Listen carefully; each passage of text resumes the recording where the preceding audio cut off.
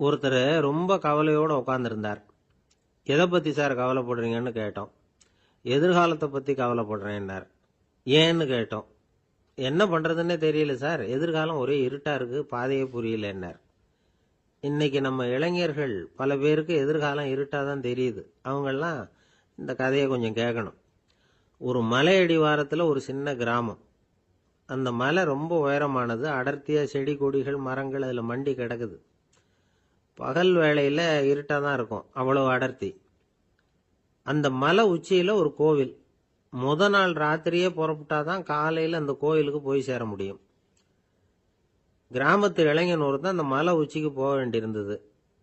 கையில் ஒரு விளக்கை எடுத்துக்கிட்டு நாள் ராத்திரியே புறப்பட்டான். புறப்பட்டு போனவன் கிராமத்து எல்லையிலேயே நின்றுட்டான். ஏன் தெரியுமா? அவன் கையில் இருந்த விளக்கோட வெளிச்சம் 10 அடி தூரத்துக்கு தான் தெரியுது. அது வரைக்கும் தான் பாதை தெளிவாக இருக்குது. அதுக்கு அப்பால எல்லாம் ஒரே இருட்டாக இருக்குது, பாதை புரியல. இவன் யோசனை பண்ணி பார்த்தான். மனசுக்குள்ள ஒரு சந்தேகம். 10 அடி தூரம் தானே வெளிச்சம் தெரியுது, அப்படின்னா நாம் 10 அடி தூரம் தானே போக முடியும். அதுக்கும் அந்தாண்ட ஒரே இருட்டாக இருக்குதே, அதில் எப்படி நாம் நடந்து போகிறது? நாம் ரொம்ப தூரம் நடந்து போய் ஆகணுமே. அப்படிப்பட்ட நினப்பெல்லாம் அவனுக்கு வந்துட்டுது. இதுதான் அவன் மனசில் ஏற்பட்ட தயக்கம். இப்படி யோசிச்சுக்கிட்டே அந்த இளம் ஆசாமி புறப்பட்ட இடத்துலயே நின்றுட்டு இருக்கிறான். அந்த சமயத்தில் ஒரு வயசான பெரியவர் அந்த பக்கமாக வந்தார். அவர் கையில் இதை விட சின்னதாக ஒரு விளக்கு வச்சிருந்தார். அது எப்படின்னா, அது ஒரு 5 அடி தூரத்துக்கு தான் வெளிச்சம் காட்டுது. அவ்வளவு சின்ன விளக்கு. அவரும் மலை உச்சிக்கு போகிறதுக்காக தான் வந்துகிட்டு இருக்கிறார். அவரை பார்த்து இவன் கேட்டான், என்ன பெரியவரே, இவ்வளவு சின்ன விளக்க வச்சுக்கிட்டு அவ்வளவு தூரத்துக்கு எப்படி மலையேற போறீங்க அப்படின்னு கேட்டான். நீ ஏன் இப்படி தயங்கிட்டே நிக்கிறேன்னு கேட்டார் பெரியவர். என்கிட்ட இருக்கிற விளக்கு 10 அடி தூரத்துக்கு தான் பாதையை காட்டுதுன்னா. இப்ப பெரியவர் சொன்னார், தம்பி, உன் கையில் இருக்கிற விளக்கு கொடுக்குற வெளிச்சத்தை வச்சு நீ முதல்ல 10 அடி தூரம் முன்னாடி போ. 10வது அடியில் போய் நின்றுக்கிட்டு பாரு. மறுபடியும் ஒரு 10 அடி தூரத்துக்கு பாதை தெரியும். இப்படி உன் கையில் இருக்கிற விளக்கு தொடர்ந்து வெளிச்சம் காட்டிக்கிட்டே இருக்கும். நீ முன்னேற முன்னேற அந்த வெளிச்சமும் முன்னேறும். அதனால எத்தனை கிலோமீட்டர் தூரம் வேணும்னாலும் நீ இந்த 10 அடி தூரம் வெளிச்சத்தை வச்சுக்கிட்டே நீ போயிடலாம், புறப்படு அப்படின்னார். இப்போதான் அந்த பெரியவர் சொன்னது இளைஞனுக்கு பளிச்சுன்னு புரிஞ்சுதான். உடனே உற்சாகமாக புறப்பட்டான், உச்சிக்கு போய் சேர்ந்தான். இந்த கதையிலேருந்து நாம் புரிஞ்சுக்க வேண்டியது என்ன தெரியுமா? நீண்ட கால திட்டம் ஒன்று போடும் பொழுது நமக்கு முன்னாடி இருக்கிறத மறந்துட்டு மனசை போட்டு குழப்பிக்க கூடாது. உங்கள் கையில் என்ன இருக்கோ அதுலேயே உங்கள் எதிர்காலம் மறைஞ்சிருக்குது. கண் முன்னாடி தெரியறத வச்சு ஆரம்பிங்க, போக போக வழி தானா புலப்படும் அப்படிங்கிறார் ஒரு பெரியவர். பெரிய பயணங்களையெல்லாம் இப்படி தான் நடத்த வேண்டியிருக்கும். ஒவ்வொரு அடியாக எடுத்து வச்சா ஓடி போய் சேர்ந்து விடலாம். மலைச்சு போய் நின்றுட்டா நின்றுக்கிட்டே இருக்க வேண்டியது தான். நம்ம ஆள்லாம் ரொம்ப மோசமான இருக்கிறாங்க. ஒருத்தன் அப்படிதான் நீண்ட தூர பிரயாணம் ஒன்று புறப்பட்டான். ரயில் போய்கிட்டே இருந்தது. கொஞ்ச தூரம் போச்சு, பாதி வழியில் கையில் வச்சிருந்த டிக்கெட்டை காற்றுல விட்டுட்டான். ஐயோ, என் டிக்கெட்டு போயிட்டுதே அப்படின்னு கத்த ஆரம்பிச்சுட்டான். பக்கத்தில் இருந்த பெரியவர் அவனை பார்த்து பரிதாபப்பட்டு, கவலைப்படாத தம்பி, போனா போகுது, வேற டிக்கெட் வாங்கிக்கலாம் அப்படின்னு ஆறுதல் சொன்னார்.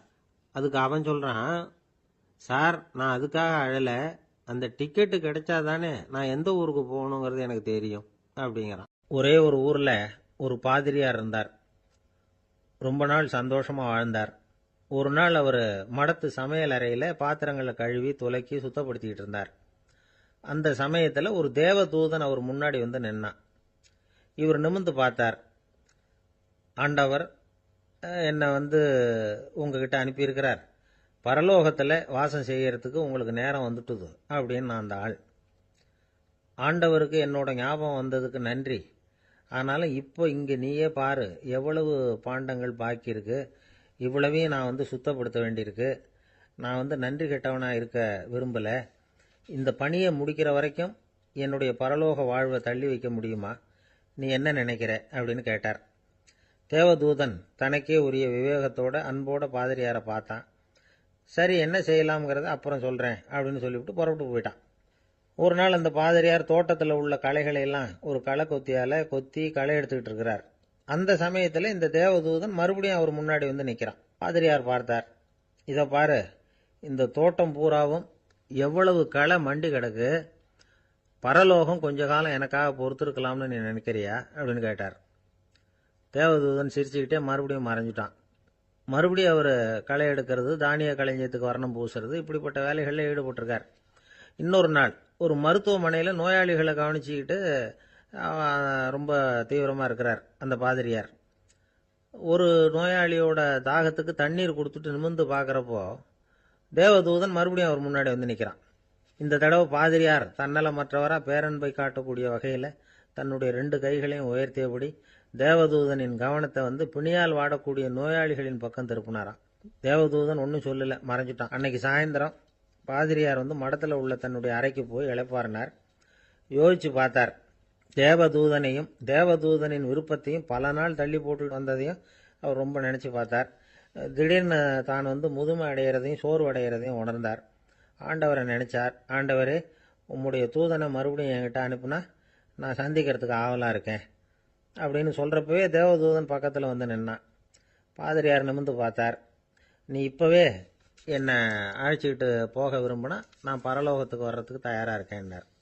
தேவதூதன் அந்த பாதிரியாரை அன்போடவும் விவேகத்தோடவும் பார்த்து, நீங்கள் என் கூட பரலோகத்துக்கு வர்ற தயாராக இருக்கிறதா சொல்கிறீங்க, ஆனால் நீங்கள் இதுவரைக்கும் வேற எங்கே இருந்ததா நினைக்கிறீங்க அப்படின்னு. அப்படின்னா இதுவரைக்கும் இருந்த இடம் தான் பரலோகம் அப்படிங்கிறத உணர்த்தியிருக்கிறான். பரலோகம்னா என்னன்னு புரிஞ்சுக்கிறதுக்கு இந்த சம்பவம் நமக்கு உதவியாக இருக்குது. தொண்டு செய்கிறத விட பெரிய செயல் வேற எதுவும் இருக்க முடியாது. அது நம்ம மனசுக்கு கொடுக்குற சுகத்தை வேற எதுவும் கொடுக்க முடியாது. நாம் தொண்டு செய்கிற இடம் தான் அந்த புண்ணிய இடம். ஆனால் இந்த காலத்துல எல்லாம் நாம் தொண்டு செய்யணும்னு நினச்சி ஏதாவது ஆரம்பித்தா கூட அதை ஒரு மாதிரியாக சுற்றி நின்று வேடிக்கை பார்க்க ஆரம்பிச்சிடுறாங்க. ஒரு பெரியவர் அப்படித்தான் ஒரு தொண்டு செஞ்சுக்கிட்டு இருந்தார். ஒரு கோவில் கட்டிக்கிட்டு இருந்தாங்க. அதில் ஒரு இடத்துல ஒரு பலகையை வச்சு ஆணி அடிக்கிற வேலையை செஞ்சுக்கிட்டு இருந்தார் அந்த பெரியவர். ஒரு சின்ன பையன் அதை ரொம்ப ஊக்கமாக அக்கறையாக கவனிச்சுக்கிட்டு இருந்தான். பெரியவர் இதை கவனித்தார். என்னப்பா பார்க்குற, உனக்கும் இது மாதிரி தொண்டு செய்யணும்னு ஆசையாக இருக்கா அப்படின்னு கேட்டார். அதுக்கு அந்த பையன் சொல்கிறான், அப்படி இல்லைங்க, நீங்கள் ஆணி அடிக்கிறப்போ கையில் சுத்தியால் அடிச்சுக்கிட்டா எப்படி துடிப்பீங்க, எப்படி கத்துவீங்கன்னு தெரிஞ்சுக்கிறதுக்காக அதை பார்க்கணும்னு ஆசை, அதுக்காக தான் காத்துக்கிட்டு இருக்கேன் அப்படின்னு நானும். ஒரு காடு, அங்கே புத்தர் அவர் பாட்டுக்கு நடந்து போய்கிட்டே இருக்கிறார். அவருக்கு பின்னாடி ஒரு குரங்கு, அதுவும் தொடர்ந்து வந்துக்கிட்டே இருக்குது. புத்தர் திரும்பி பார்த்தார். குரங்கு அப்படியே குதித்து உயர எழும்பி ஒரு கிளையில் போய் உக்காந்துது. ஏன் இப்படி பண்ணுறேன்னு கேட்டார் புத்தர். என்னை சாதாரணமாக நினைக்க வேணாம், நான் மகாமந்தி, என்னால் எல்லாம் முடியும், முடியாதுங்கிற வார்த்தையே என்னுடைய அகராதியில் கிடையாது, என்ன வேணும்னாலும் செய்வேன் அப்படின்னுது. அப்படின்னா ஒரு பந்தயம் வச்சுக்கலாமான்னாரு இவர். ஓ வச்சுக்கலாமேன்னுது. வேற ஒன்றும் இல்லை, இப்போ நீ மேலே எழும்பி அந்த கிளையில் உட்காந்தது மாதிரி அங்கேருந்து தாவி என் உள்ளங்கையில் உட்காரணும், அவ்வளவுதான் அப்படின்னார். அப்படி உட்காந்துட்டா என்ன பரிசு அப்படின்னு கேட்டது அது. சொர்க்கத்தில் இருக்கிற மாமன்னன் மரகத சக்கரவர்த்தியை என்னோட இருக்கும்படியாக கூப்பிட்டுக்கிறேன்.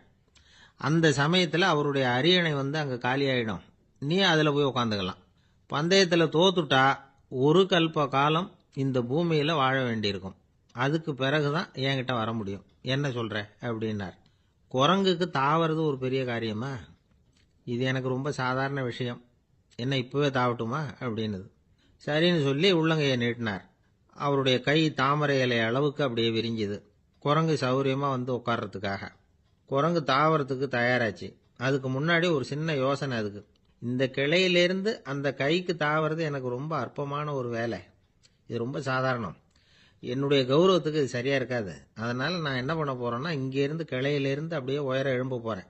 எழும்பி மேல் உலகம் போய் அங்க ஒரு சுத்து சுத்திவிட்டு அதுக்கப்புறம் அங்கேருந்து நேரா இந்த கையில உட்கார போறேன் அப்படின்னு நினைச்சது. என்ன யோசிக்கிற அப்படின்னார் புத்தர். ஒண்ணும் இல்லை, இந்த பாயிரம் பார் அப்படின்னு சொல்லி தாவி உயர போயிட்டுது. கொஞ்ச நேரத்துல வான உலகத்துக்கே போய் சேர்ந்துட்டுது. அங்க போய் பார்த்தா அங்க ஒரு 5 பளிங்கு தூண்கள் இளம் சிவப்பு நிறத்துல நின்றுகிட்டு இருக்குது. குரங்கு நினைச்சுக்கிட்டது, புத்தர்கிட்ட போய் இந்த பளிங்கு தூண்களை பார்த்தோம்னு சொன்னா அப்படியே திகைச்சு போயிடுவார், இந்த தூண்ல ஏதாவது அடையாளம் செஞ்சுட்டு போகணும் அப்படின்னு அந்த இடத்துல மிதந்துகிட்டே நினைச்சுது. உடனே ஒரு தூணில் எழுதிச்சு. என்ன எழுதிச்சுன்னா, ஒரு மகா ஞானி இங்க வந்துட்டு போறார் அப்படின்னு எழுதிச்சு. எழுதிவிட்டு அப்படியே கீழே தாவி புத்தரோட உள்ளங்கையில் உட்காந்துது. எப்படி பார்த்தீங்களா என்னுடைய வேலை, வான உலகத்துக்கே போய் அங்கே இருக்கிற 5 பளிங்கு தூண்களை பார்த்துட்டு அதில் நான் வந்த விவரத்தை எழுதி வச்சுட்டு அதுக்கப்புறம் இங்கே வந்திருக்கிறேன் அப்படின்னுது ரொம்ப பெருமையா. அப்படியா அப்படின்னார் புத்தர். ஆமாம், சந்தேகமாக இருந்தால் வாங்க அழைச்சிட்டு போய் காட்டுறேன் அப்படின்னுது அந்த குரங்கு. அதுக்கு தேவையில்லை, அப்படியே கொஞ்சம் கீழே குனிஞ்சு பார் தெரியும் அப்படின்னார் புத்தர். அங்கே பார்த்தா புத்தரோட உள்ளங்கை தெரிஞ்சுது. நல்லா உத்து பார்த்துது. அவரோட ஒரு விரல்ல அது எழுதிய வாசகம் தெரிஞ்சுது. குரங்கு யோசனை பண்ணிச்சு, அப்படின்னா வானத்தில் நான் பார்த்தது புத்தரோட விரல்களா அப்படின்னு யோசிச்சுது. இதை புரிஞ்சுக்கிட்ட உடனே அந்த குரங்கோட கர்வம் அழிஞ்சு போச்சான். நம்ம மனசு தான் இந்த குரங்கு. மனம்ங்கிறதும் ஆணவம்ங்கிறதும் ஒரு நாணயத்தின் ரெண்டு பக்கங்கள். மனம் உள்ளவரை ஆணவமும் இருக்கும். மனம் அழிஞ்சாதான் ஆணவம் அழியும். மனம் அழிய வேண்டும் அப்படின்னு பெரியவங்க சொல்றது இந்த அர்த்தத்தில் தான். நம்ம ஆளுங்க சவால் விடுறதெல்லாம் வேற மாதிரி. ஒருத்தன் ஒரு வாய்க்காலை தாண்டுறேன்னு பந்தயம் கட்டி தாண்ட முடியாம வாய்க்காலில் விழுந்து காலை உடச்சிக்கிட்டு கட்டு போட்டுக்கிட்டு வந்தான். ஏண்டா அப்படின்னு கேட்டாங்க. நான் பந்தயம் கட்டின நேரம் சரியில்லை அப்படின்னா. எப்படிறான்னு கேட்டிருக்காங்க. வாய்க்காலில் தண்ணி இருக்கிற நேரமாக பார்த்து பந்தயம் கட்டியிருக்கணும் அப்படின்னானா. ஒரு அரசனும் அமைச்சரும் ஒரு நாள் ரொம்ப சாவகாசமாக பேசிக்கிட்டு இருந்தாங்களாம். அரசன் அமைச்சரை பார்த்து ஒரு கேள்வி கேட்டிருக்கார். ஏங்க அமைச்சரே, ஆசை இல்லாத ஒரு மனுஷனால இருக்க முடியுமா அப்படின்னு. ஏன் முடியாது, துறவி அப்படிங்கிறவங்கெல்லாம் அப்படிப்பட்டவங்க தானே அப்படின்னாராம் அமைச்சர். அவங்கெல்லாம் உண்மையிலேயே ஆசையை விட்டவங்க தானா அப்படின்னு கேட்டாராம் ராஜா. அப்படிதான் இருக்கணும் அப்படின்னாராம் அமைச்சர். அப்படின்னா ஆசையே இல்லாத ஒரு உண்மையான துறவியை நான் பார்க்கணுமேன்னார். அது என்ன பிரமாதம், அதுக்கு நான் ஏற்பாடு பண்ணுறேன் அப்படின்னு விட்டார் இவர்.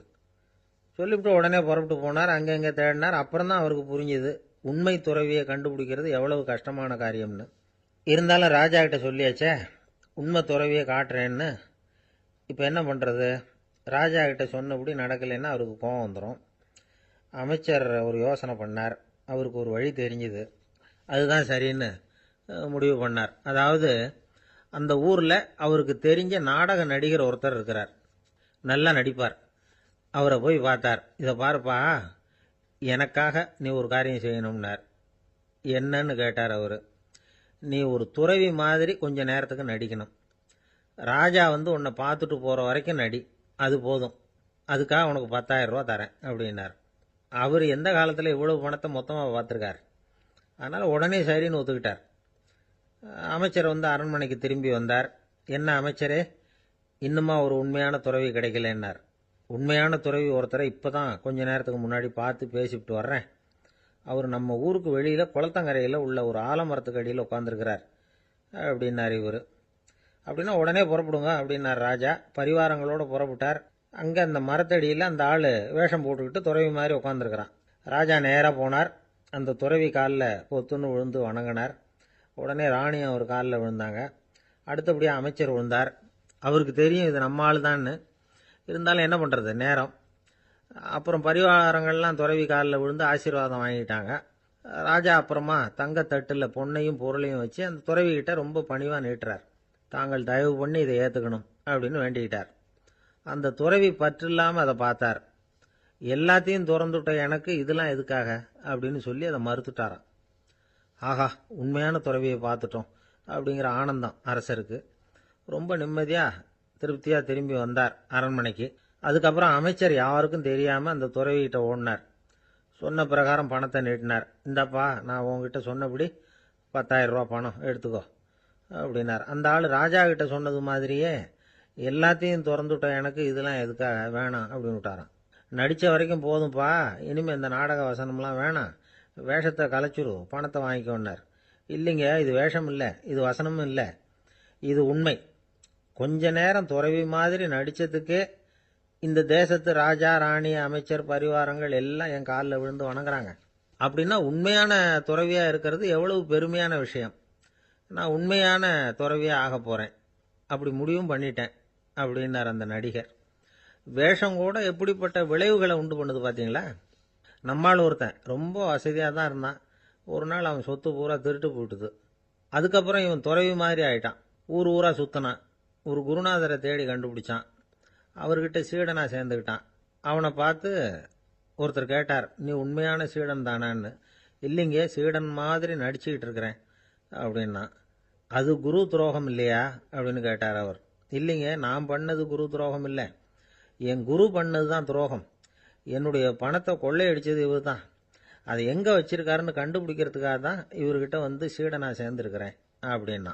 இந்த உலகமே ஒரு நாடக மேடை. நாம் எல்லாரும் நடிகர்கள். இது ஞானிகள் சொல்றது. இது ஒரு பக்கம் இருக்கட்டும்.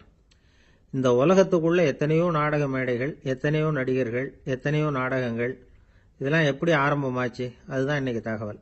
அதாவது ஆதி மனிதன் பேச ஆரம்பிக்கிறதுக்கு முன்னாடி சைகையாலேயே எல்லாத்தையும் சொல்லிகிட்டு இருந்தான். அதனால் அப்போவே நடிப்பு ஆரம்பமாயிட்டுது. முதல்ல ஒரு வேட்டையைத்தான் அவன் நடித்து காட்டியிருப்பான். இவன் எப்படி போனான், எதிரில் மிருகம் எப்படி வந்தது, அதோடு எப்படி சண்டை போட்டான், எப்படி அடித்து கொண்டுகிட்டு வந்தான், இதை அப்படியே மற்றவங்களுக்கு நடித்து காட்டியிருப்பான். ஏன்னா மொழி கிடையாது. இந்த காலத்துலலாம் நாடகங்களில் நடிக்கிறவங்கள நடிகர்கள்ங்கிறோம். ஒரு காலத்தில் இவங்களுக்கு என்ன பேர் தெரியுமா? திஸ்பியர்கள் அப்படின்னு பேரான். இதுக்கு காரணம் உண்டு. அதாவது 2000 வருஷத்துக்கு முன்னாடி கிரீஸ் நாட்டில் திசிபியஸ் அப்படின்னு ஒரு ஆள் இருந்தான். அவன் ஒரு பெரிய நாடக கலைஞன். அவன் சில இளைஞர்களை சேர்த்துக்கிட்டான், பயிற்சி கொடுத்தான், நாடக குழுவை உருவாக்கினான். நடிகர்களையும் நாடகத்துக்கு தேவையான பொருள்களையும் ஏற்றிக்கிட்டு போகிறதுக்கு ஒரு வண்டியையும் தயார் பண்ணான். அந்த வண்டியிலேயே அவன் கிரேக்க நாடு பூராவும் சுற்றினான். ஊர் ஊராக நாடகம் போட்டான். ஒரு ஊருக்கு போனதும் அங்கே நாடகம் நடத்த தியேட்டர் இருக்கா அப்படிங்கன்னெல்லாம் பார்க்கறது இல்லை அவன். ஏன்னா அப்போலாம் தியேட்டர்னா என்னென்ன தெரியாது. நாடகம்னா அதை ஒரு மூடிய கொட்டைக்குள்ளே தான் நடத்தணுங்கிறது அப்போ யாருக்குமே தோணலை. இந்த வண்டி போகும், அதுவே ஒரு பகுதி, அப்படியே ஒரு மேடை மாதிரி விரிச்சிக்கும். அதில் ஏறி நின்றுக்கிட்டு நாடகத்தை நடித்து காட்டுவாங்களாம். மக்கள்லாம் எதிரில் தரையில் உட்காந்து அதை பார்த்துக்கிட்டு இருக்கிறது. உலகத்தின் முதல் நடமாடும் தியேட்டர் இது தானா. இந்த திசிபியஸ் தான் முதலாக உலகத்தில் நாடகம்ங்கிற பொழுதுபோக்கை நடத்தி காட்டினவன் அப்படின்னு சொல்கிறாங்க. அவன் சொந்தமாக நாடகம் எழுதுனா, நடித்தான், நாடகத்தை இயக்கினான். அதனால தான் அவனை first man of the theatre அப்படின்னு சொல்லுவாங்க. அவன் தான் நாடக மேடையின் முன்னோடி. கிரேக்கர் காலத்திலேயே நாடக ஆசிரியர்கள், நடிகர்கள், ரசிகர்கள் இவங்கெல்லாம் உருவாயிட்டாங்களாம். நாடகத்தின் சரித்திரத்தில் இந்த 3 பிரிவும் ரொம்ப முக்கியம். அதாவது கிரேக்க தியேட்டர்கள்லாம் திறந்த வெளி மேடைகள் தான். பெரும்பாலும் மலைச்சரிவுகள், அதுவே படிப்படியாக பண்ணியிருப்பாங்க. கீழே அரைவட்ட வடிவில் மேடை, அதுக்கு ஆர்கெஸ்ட்ரான்னு பேர். பிற்காலத்தில் இதில் உட்காந்து இசைக்குழுவினர் வாய்ச்சதுனால இசைக்குழுவுக்கே ஆர்கெஸ்ட்ராங்கிற பேர் வந்துட்டுது. இப்போ கிரேக்க தியேட்டர்களில் ஒன்று, அதோட காலம் கிமு 340. அதை இன்னமும் பாதுகாத்து வச்சிருக்கிறாங்களாம். எபிடாரஸ் அப்படிங்கிற இடத்துல அது இருக்குதான். இன்னமும் அந்த தியேட்டரை பயன்படுத்திக்கிட்டு வர்றாங்களாம். சிறந்த கிரேக்க நாடகங்கள்லாம் அங்கே நடிக்கிறாங்களாம்.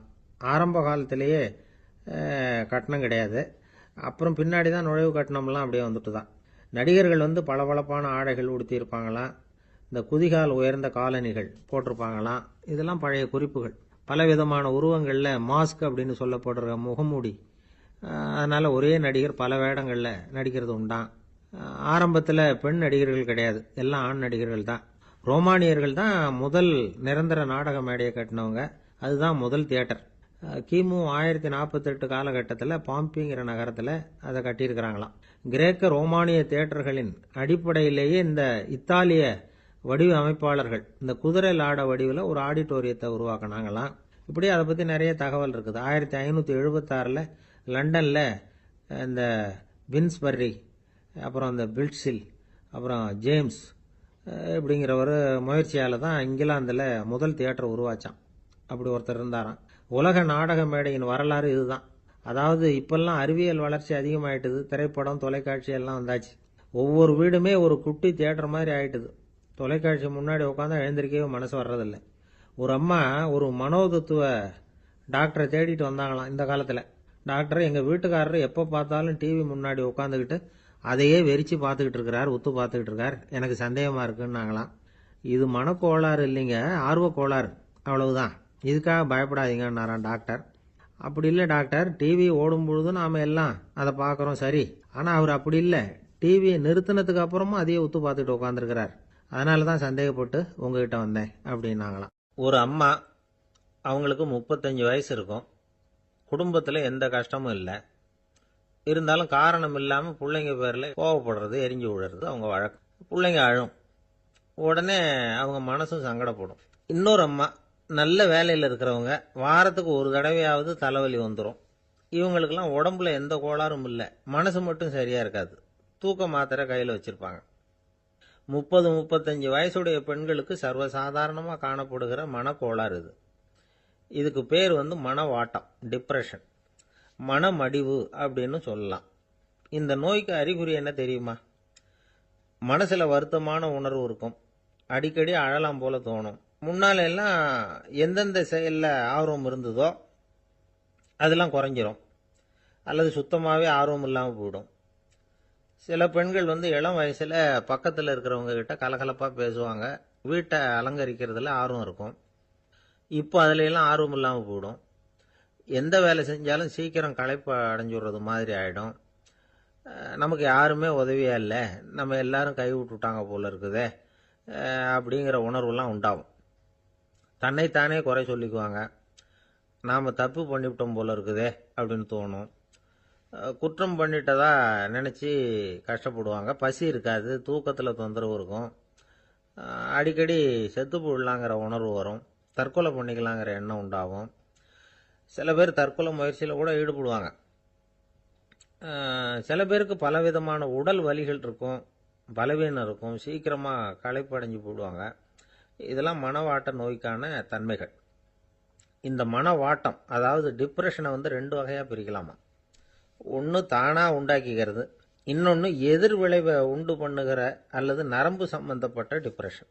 தானாக உண்டாக்கிக்கிற மனவாட்ட நோய் இருக்கு பாருங்க, அதுக்கு ஏதாவது சூழ்நிலை காரணமாக இருக்கலாம் அல்லது இல்லாமலும் போகலாம். மூளையில் டொப்பாமைன் அல்லது செரட்டோனின் இதோட அளவு குறையும் பொழுது இந்த டிப்ரெஷன் உண்டாகுது. இதுக்கு ஓரளவு பிறவி காரணங்கள் கூட இருக்கலாம், குடும்பத்தில் வேற சிலருக்கும் வரலாம். பாதிக்கப்பட்ட பெண்ணை பார்க்கறதுக்கு பலவீனமாக தெரியும், கடுமையான குற்ற உணர்வு இருக்கும், தனியாக இருக்கிறதுக்கு ஆசைப்படுவாங்க, நடு ராத்திரியில் எழுந்திரிச்சு உட்காந்து கஷ்டப்பட்டுக்கிட்டு இருப்பாங்க, கொடூரமான முறையில் தற்கொலை பண்ணிக்க முயற்சி பண்ணுவாங்க, தீ வச்சுக்கிறது, அமிலத்தை குடிக்கிறது, தூக்கில் தொங்குறது. இப்படி தானாக வரவழைச்சிக்கிற மனவாட்ட நோய் மறையக்கூடிய நோய். ஒரு தடவை வந்தால் 3லேருந்து 6 மாதம் வரைக்கும் நீடிக்கும். இடைப்பட்ட காலங்களில் நோயாளி இயல்பாக இருப்பார்.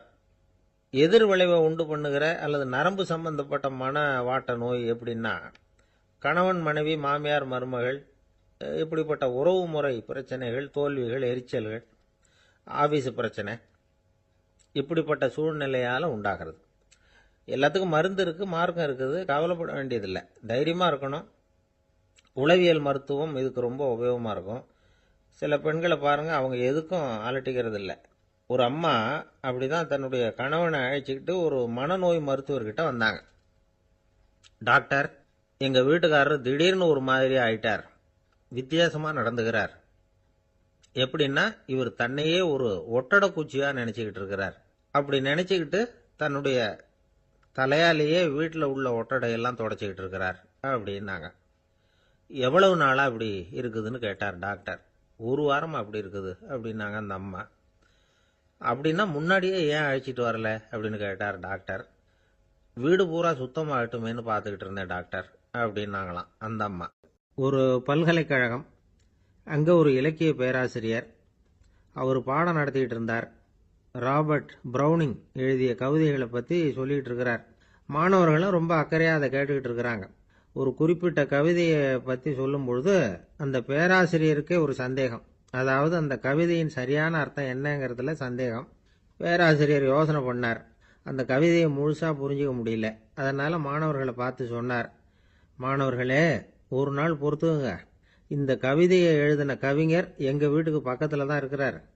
இன்னைக்கு சாயந்தரம் நான் அவரை நேரிலேயே போய் பார்க்குறேன், பார்த்து இதுக்கு என்னங்க அர்த்தம்னு கேட்டுட்டு வந்துடுறேன், அதுக்கப்புறம் உங்ககிட்ட சொல்கிறேன் அப்படின்னாராம். அன்னைக்கு சாயந்தரமே அந்த பேராசிரியர் கவிஞரை தேடிக்கிட்டு போயிட்டார். கவிஞர் அவங்க வீட்டில் அவர் பாட்டு உட்காந்துருந்தாராம். இவர் போய் அவர் முன்னாடி உட்காந்தார். அப்புறம் கேட்டார், ஐயா, அந்த கவிதையின் முழு பொருள் என்னன்னு தெரிஞ்சுட்டு போகிறதுக்காக வந்திருக்கிறேன் அப்படின்னாராம். எந்த கவிதை அப்படின்னாராம் அவர். இவர் அந்த கவிதையை சொல்லியிருக்கார். கவிஞர் கொஞ்சம் யோசனை பண்ணிவிட்டு அப்புறம் சொன்னாராம், பேராசிரியரே, நீங்கள் கொஞ்சம் தாமதமாக வந்துட்டீங்கன்னாராம். இவருக்கு ஒன்றும் புரியல. நீங்கள் என்ன சொல்கிறீங்க, நான் தாமதமாக வந்துட்டேன்னா? நீங்கள் தான் உயிரோடு இருக்கிறீங்களே, அப்படி இருக்கும்பொழுது நான் தாமதமாக வந்துட்டேன்னா அது எப்படி அப்படின்னு இவர் குழம்பி இருக்கிறார். இப்போ கவிஞர் சொன்னாராம், ஐயா, நான் உயிரோடு இருக்கிறேன்னா இல்லையாங்கிறது முக்கியம் இல்லை, நான் அந்த கவிதை வரிகளை எழுதினப்போ 2 பேருக்கு அதோட அர்த்தம் தெரிஞ்சிருந்தது, இப்போ ஒரே ஒருத்தருக்கு தான் அதோட அர்த்தம் தெரியும் அப்படின்னாராம். பேராசிரியர் யோசனை பண்ணியிருக்கார். அப்படின்னா அந்த ஒருத்தர் கவிஞர் ராபர்ட் ப்ரௌனிங்கை தவிர வேற யாரா இருக்க முடியும்? இவர் தான் அப்படிங்கிறத அவர் மனசுல நினைச்சுக்கிட்டார். அதனால சொன்னார், ஐயா, நான் தாமதமா வரல, அந்த கவிதையின் பொருள் என்ன, அது சொல்லுங்கன்னார். பேராசிரியரே, நான் சொல்றது உங்களுக்கு புரியலன்னு நினைக்கிறேன். நான் இந்த வரிகள் எழுதினப்போ 2 பேருக்கு அதோட அர்த்தம் தெரிஞ்சிருந்தது. அந்த 2 பேர் யாருன்னா, ஒருத்தர் ராபர்ட் ப்ரௌனிங், அதாவது நான், இன்னொருத்தர் கடவுள். இப்போ அது கடவுளுக்கு மட்டும்தான் தெரியும். நானே இதை பற்றி பல தடவை யோசனை பண்ணி பார்த்தேன். இது ரொம்ப அழகானது, ஆனாலும் ரொம்ப வழுக்கலானது. அதை பிடிச்சிட்டோம்னு நினச்சிக்கிட்டு இருக்கும் பொழுதே காற்று மாதிரி அது உங்ககிட்ட இருந்து ஓடி போயிடுது. எனக்கு ரொம்பவும் வருத்தமாக தான் இருக்குது. நிச்சயமாக நான் தான் இந்த வரிகளை எழுதியிருக்கிறேன். அதில் அர்த்தம் இருக்குங்கிறது எனக்கு தெரியும். அதை நான் உணர்றேன். ஆனால் நீங்கள் என்னை மன்னிக்கணும். எனக்கே கூட அதை என்னால் விளக்க முடியல. அப்படி இருக்கும் பொழுது உங்களுக்கு எப்படி அதை நான் விளக்க முடியும் அப்படின்னாரா அந்த கவிஞர். அனுபவிக்கப்படக்கூடிய எல்லாமே விளக்கப்படக்கூடிய ஒன்றல்ல, விளக்கப்படும் எல்லாமே அனுபவிக்கப்படக்கூடிய ஒன்றல்ல அப்படிங்கிறது ஞானிகளுடைய கருத்து. அதுக்காக தான் அந்த சம்பவம். வாழ்க்கையில் நீங்கள் தொடர்ந்து ஆய்வு செய்து கொண்டே இருக்கக்கூடிய விளக்கங்களை ஒருபோதும் அடைய முடியாத பரிமாணங்கள் இருக்கிறதுனால தான் அது அலுப்பு தட்டாமல் இருக்குது. உங்களால் நிறைய அனுபவிக்க முடியும். இருந்தாலும் நீங்கள் அனுபவித்து அறிந்த விஷயங்கள் கூட வார்த்தைகளால் விளக்கப்பட முடிவதில்லை அப்படிங்கிறது பெரியோர் சிந்தனை. இதெல்லாம் ஒரு பக்கம் இருக்கட்டும். நமக்கு தெரிஞ்ச பேராசிரியர் ஒருத்தர் 1 மணி நேரம் ரொம்ப விவரமா வகுப்பு எடுத்தார். கடைசியா சொன்னார், மாணவர்களே, ரொம்பவும் எளிமையா விளக்கமா எல்லா விவரமும் சொல்லியிருக்கிறேன். அதனால இதுல உங்களுக்கு சந்தேகம் வர்றதுக்கு வாய்ப்பே இல்லை. இருந்தாலும் கேட்க வேண்டிய கடமை கேட்கிறேன். இதுவரைக்கும் நடத்தினதுல யாருக்காவது ஏதாவது சந்தேகம் உண்டா அப்படின்னு கேட்டாராம். எனக்கு ஒரே ஒரு சந்தேகம் தான் சார் அப்படின்னு எழுந்திரிச்சு நிற்கிறான் ஒருத்தன். என்னன்னு கேட்டாராம். இதுவரைக்கும் நீங்க என்ன பாடம் சார் நடத்துனீங்க அப்படின்னானா அவன். அந்த ஆள் என்ன கண்ணா புண்ணான்னு திட்டிவிட்டான் சார். அதை நினைச்சா எனக்கு ரொம்ப வருத்தமா இருக்கு அப்படின்னு சொல்லி கவலைப்பட்டார் ஒருத்தர். இதுல கவலைப்படுறதுக்கு என்ன இருக்குது அப்படின்னார் ஒரு பெரியவர். அவர் ஒரு மகான். என்ன சார் இப்படி சொல்றீங்க, ஒருத்தர் நம்ம பார்த்து திட்டுனா வருத்தமா இருக்காதா அப்படின்னார். அது எப்படி வருத்தமா இருக்கும், திட்டுறதுங்கிறது என்ன, அது வெறும் சத்தம் தானே அப்படின்னார் அந்த பெரியவர். நம்ம ஆளுக்கு தலையை பிச்சுக்கலாம் போல இருந்தது. இருக்காத அப்படின்னா நமக்கு அப்படி தானே தோணுது. அந்த பெரியவர் சொல்றது ரொம்ப பெரிய விஷயம். அதை நாம புரிஞ்சிக்க முயற்சி பண்ணலாம்னா நடைமுறை வாழ்க்கைக்கே அது ஒத்து வர்றது மாதிரி தெரிய மாட்டேங்குது. இருந்தாலும் அந்த பெரியவர் அதுக்கு என்னதான் விளக்கம் கொடுக்குறாருன்னு பார்ப்போமே. ஒரு ரயில் போயிட்டு இருக்கு. அதுல ஒரு சாது போயிட்டு இருக்கார். அந்த ரயில் அவர் ஹரித்வாரம் போயிட்டு இருக்கார். அவரு ரயிலில் ஏகப்பட்ட கூட்டம். நம்ம ஊர் ரயில் கேட்கவா வேணும். டிக்கெட் வாங்கிட்டு கொஞ்சம் பேர், வாங்காத கொஞ்சம் பேர். அது என்னத்துக்கு அனாவசியமா டிக்கெட் அப்படிங்கிற நினைப்புல பாதி பேர். இந்த கூட்டத்துக்கு மத்தியில் அந்த சாதுவும் போயிட்டு இருக்கிறார். உட்கார்றதுக்காக இருந்த இடத்துல ஒரு ஆள் படுத்திருக்கிறான். கொஞ்சம் முரட்டு ஆசாமி. அவன் காலு பக்கத்துல கொஞ்சோண்டு இடம் பாக்கி இருந்தது. அந்த இடத்துல இந்த சாது உட்காந்துருந்தார். மெதுவா உட்காந்துக்கிட்டார் போய். ஆனா அந்த ஆளு ராத்திரி பூரா இவரை காலால உதச்சிக்கிட்டே இருக்கிறான். அது இவருக்கு ரொம்ப அவமானமா பட்டுது. அதனால துக்கம் ஏற்பட்டது. இருந்தாலும் அதை ஒரு மாதிரியா சகிச்சுக்கிட்டே இவர் சேர்ந்தார். பொழுது விடிஞ்சது. அந்த சாது ஹரித்வார் சேர்ந்தார். அங்க ஒரு பெரிய ஞானியை சந்திச்சார். ராத்திரி ரயில்ல அந்த ஆள் உதைச்சதையும் அதனால தனக்கு ஏற்பட்ட துக்கத்தையும் இந்த சாது அந்த ஞானி கிட்ட சொன்னார். சொல்லிவிட்டு, ஏன் சுவாமி, எனக்கு துக்கம் ஏற்பட்டதே, அது தப்பா அப்படின்னு கேட்டார். தவறுதான் அந்த ஞானி. உனக்கு இன்னமும் தேக அபிமானம் போகலைங்கிறது தான் அது காட்டுது. அஷ்டாவக்கிரர் என்ன சொல்றார் தெரியுமா? உண்மையான ஞானி யாராவது தன்னை வந்தனை செய்தால் அதற்காக சந்தோஷப்பட மாட்டார், யாராவது நிந்தனை செய்தால் அதற்காக வருத்தப்பட மாட்டார் அப்படின்னு சொல்றார். நிந்தனைங்கிறது ஒரு ஒலி தான். தேகாபிமானம் இருக்கிற வரைக்கும் இந்த ஒலி நம்மளை வேதனைப்படுத்தும். நான் தேகம் இல்லை, ஆத்மா அப்படிங்கிற நினைவு இருந்தா இந்த ஒலி நம்மளை பாதிக்காது. மனு என்ன சொல்றார் தெரியுமா?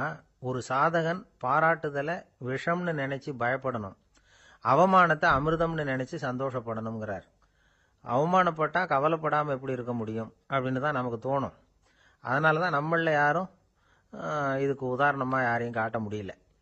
புத்தரையும் கபீரையும் உதாரணமா காட்டுறாங்க. அவங்களுக்கெல்லாம் அவமானம் ஏற்பட்டப்போ கவலையே படலையாம். புத்தரை அவமானப்படுத்தணுங்கிறதுக்காக கௌசாம்பி ராணி ஒரு இளம் பெண்ணை கொலை பண்ணி சடலத்தை புத்தர் குடிசைக்கு முன்னாடி போட சொன்னார். போட்டாங்க. புத்தர் தான் அந்த பொண்ணை கெடுத்து கொலை பண்ணி விட்டாருன்னு எல்லாரும் நினைச்சாங்க. ஆனா புத்தர் இதை பத்தி கவலையே படல. அப்புறமா உண்மை தெரிஞ்சதும் புத்தர் புகழ் இன்னும் அதிகமாயிட்டது. ஒரு பெரிய சபையில ஒரு மோசமான பொண்ணு நுழைஞ்சு தனக்கும் கபீருக்கும் சம்பந்தம் உண்டுன்னு சொன்னா. கபீர் கவலைப்படல. அவங்க மாதிரியெல்லாம் நாமளும் இருக்க கத்துக்கணும். நிந்தனை, அபகீர்த்தி, அவமானம் எல்லாம் ஆண்டவன் கொடுக்கிற பிரசாதம்னு நினைக்கணும் அப்படின்னு சொல்றார் அந்த ஞானி. இதை கேட்ட இந்த காலத்து ஆசாமி ஒருத்தர், நான் கூட அப்படிதான் சார், யாராவது அவமானப்படுத்தினா கவலைப்பட மாட்டேன். நேத்து கூட ஒருத்தர் என்ன பலார்னு அரைஞ்சுட்டார், நான் கொஞ்சம் கூட கவலைப்படல, பேசாம வந்துட்டேன்னார். ஏன் அப்படி வந்துட்டீங்க அப்படின்னு. அவர் அரைஞ்சதுலேயும் ஒரு அர்த்தம் இருந்தது, அதனாலதான் அப்படி வந்துட்டேன்னார். ஏன் அரைஞ்சாருன்னு கேட்டேன். 10 வருஷத்துக்கு முன்னாடி 15 ரூபா அவர்கிட்ட கடன் வாங்கினேன், அதை கேட்டு கேட்டு பார்த்துட்டு கடைசியா தான் அரைஞ்சார் அப்படின்னார். ஆண்டவனுடைய பிரசாதம் இவருக்கு அடிக்கடி கிடைக்கும் போல இருக்கு. ஒருத்தர் சிகரெட்டும் கையுமா வந்தார். சார், இந்த புகைப்பிடிக்கிற பழக்கத்தை நிறுத்தி போடணும்னு தான் பார்க்கறேன், முடியலன்னார். புகைப்பிடிக்கிறத நிறுத்துறது ரொம்ப சுலபம் சார் அப்படின்னார் இன்னொருத்தர். எப்படி சொல்றீங்கன்னு கேட்டார் அவர். நான் கூட ஏற்கனவே 10 தடவை அந்த பழக்கத்தை நிறுத்தி இருக்கிறேன் சார் அப்படின்னார் இவர். இதுல இருந்து என்ன தெரியுது? புகைப்பழக்கத்தை திடீர்னு விட்டு விடுறதுங்கிறது ரொம்ப கஷ்டம்னு தெரியுது.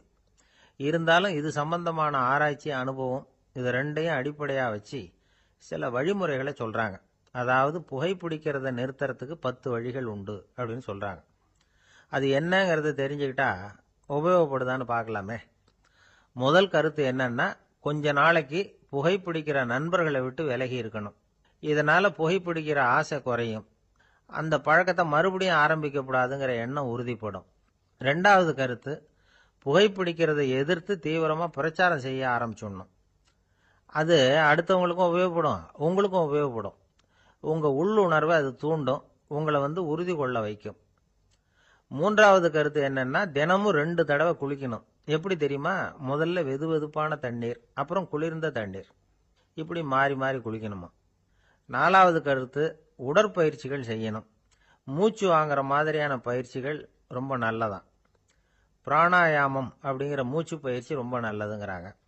அப்புறம் 5வது கருத்து, சாப்பாடு மிதமா இருக்கணும், சீரா இருக்கணும். பச்சை காய்கறிகள், பழங்கள் சாப்பாட்டில் சேர்த்துக்கலாம். அடிக்கடி கொஞ்சம் கொஞ்சமா சாப்பிட்டு ரத்தத்தில் சர்க்கரையின் அளவை பராமரிக்கணும். இது நரம்புகளை அமைதிப்படுத்தும். 6வது கருத்து என்னன்னா, ரொம்ப நேரம் பசியோடு இருக்கக்கூடாது. புகைப்பிடிக்கிறத நிறுத்த முயற்சி செய்யும் பொழுது எடை குறைப்பு நடவடிக்கைகளை மேற்கொள்ளக்கூடாது. 7வது கருத்து, காப்பி, தேநீர், மதுபானம், அப்புறம் போதைப் பொருள்கள் கலந்த உணவுகள் இதெல்லாம் வேணாம். புகைப்பிடிக்கிறத அதெல்லாம் ஊக்கப்படுத்தும். கடுகு, மிளகு, அப்புறம் காரமான பொருள்களை தவிர்க்கணும். உப்பு அளவை குறைக்கணும். தினமும் 10 குவளை தண்ணீராவது குடிக்கணும். வெறும் தண்ணி புகைப்பிடிக்கிற ஆவலை தணிக்குதான். 8வது கருத்து, கையில் சிகரெட்டு, புகையில ஏதாவது இருந்தா உடனே தூக்கி எறிஞ்சிருங்க. அது கையில் இருக்கிற வரைக்கும் புகைப்பிடிக்கிற ஆசை வந்துகிட்டே இருக்கும். 9வது கருத்து என்னன்னா, இறை நம்பிக்கை உள்ளவங்க புகைப்பிடிக்கிற எண்ணம் வர்றப்போவெல்லாம் பிரார்த்தனை செய்ய ஆரம்பிச்சுடலாம். 10வது கருத்து, உங்களுக்கு ரொம்பவும் வேண்டியவங்க யாரோ அவங்க கிட்ட எல்லாம் நீங்க புகைப்பிடிக்கிறத நிறுத்தி விட்டதா சொல்லிவிடுங்க. இந்த 10 வழிகளையும் கடைபிடிக்க ஆரம்பிச்சுட்டா புகைப்பிடிக்கும் பழக்கத்தை நிறுத்தி விடலாம் அப்படின்னு சொல்றாங்க அனுபவப்பட்டவங்க. முயற்சி பண்ணி பார்க்கலாம். ஒரு முக்கியமான இடத்துல நின்றுகிட்டு இருந்தார் ஒருத்தர்.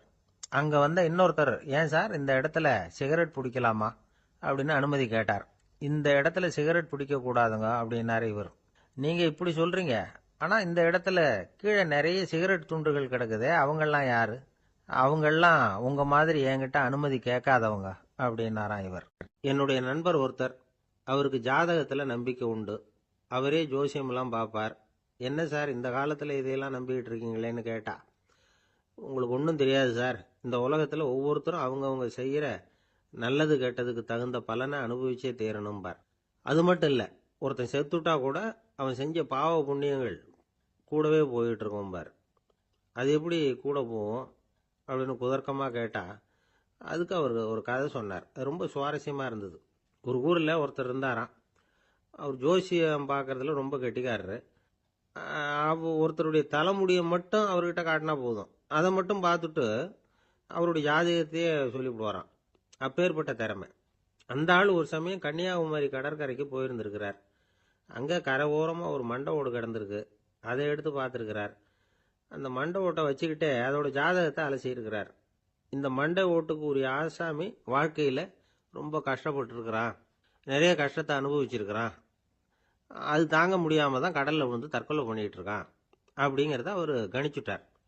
இருந்தாலும் இந்த மண்டை ஓடு இன்னமும் அனுபவிக்க வேண்டியது பாக்கி இருக்கு அப்படிங்கிறதையும் அவர் உணர்றார். அது சரி, ஒருத்த உயிரோட இருக்கிற வரைக்கும் தானே நல்லது கெட்டதை அனுபவிக்க முடியும். செத்ததுக்கு அப்புறமும் பாக்கி இருக்குன்னா அதை எப்படி அனுபவிக்கிறது?